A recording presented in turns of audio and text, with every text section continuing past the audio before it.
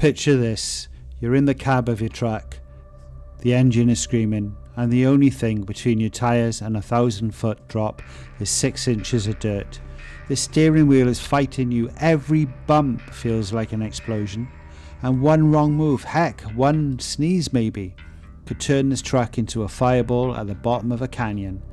This isn't a video game road, it's a test of nerve, and today we're finding out if this infamous mod is a masterpiece or just plain broken, my friends. First things first, let's be clear, the Peru Death Road mod is like a shot of espresso, but it's powerful, intense, and an experience you have to respect. The real world famous Death Road is in the Yungas Road in Bolivia.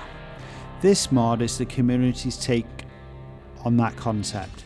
Set in the equally treacherous mountains of Peru, a country with its own share of lethal roads, it's known as one of the tough challenges in Euro Truck Simulator 2, pushing the game's physics and your patience to the limit.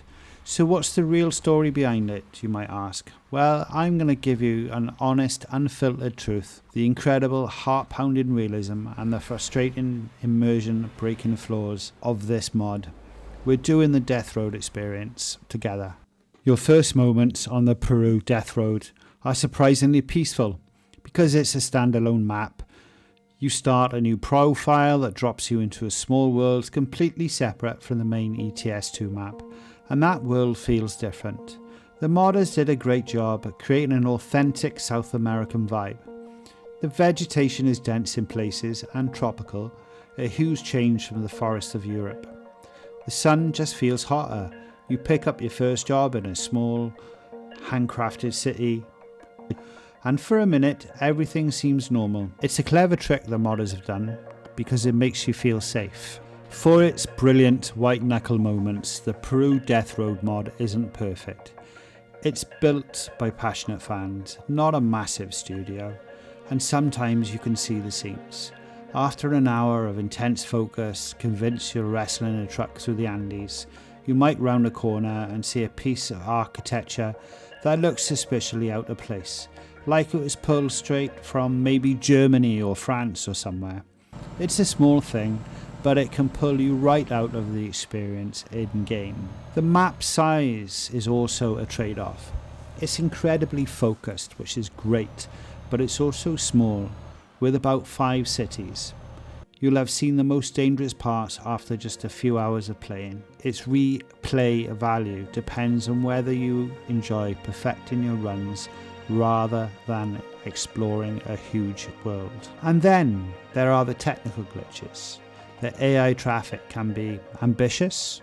A local bus might decide the middle of a blind cliff hairpin turn, for example, is the perfect spot to overtake you. You might hit an invisible wall or a weird bump that brings your truck to a dead stop for no reason. It's one thing to be defeated by the mountain.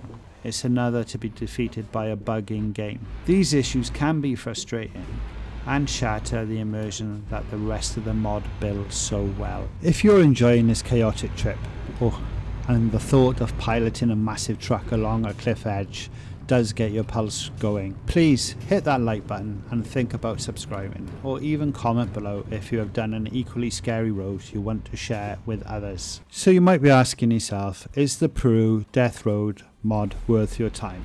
Well, my answer is definitely a yes, but with a few conditions. This isn't a massive sprawling map that will give you hundreds of hours of gameplay, and it's not going to replace the main game. It has some visual quirks and the occasional bug, but what it does offer, it offers you a chance just to do something different, just to take yourself away from your main game and challenge yourself on something new. But that's not what this mod is about. Overall, this is a focused experience for a specific kind of player: the thrill seeker, the perfectionist, the trucker who sees a 6-lane highway or motorway, depending where you're from, and just gets bored.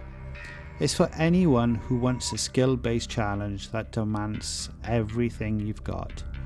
What it offers is an incredible shot of tension and a huge sense of accomplishment that's hard to find on some standard routes.